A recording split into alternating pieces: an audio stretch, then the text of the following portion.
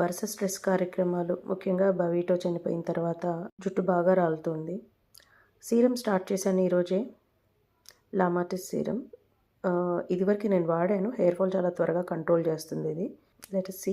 మనం 1 మంత్ ఆగి మళ్ళీ చూద్దాం. చాయ్తో బంతా హే ఆఫ్టర్ ఎవ్రీ టాస్క్.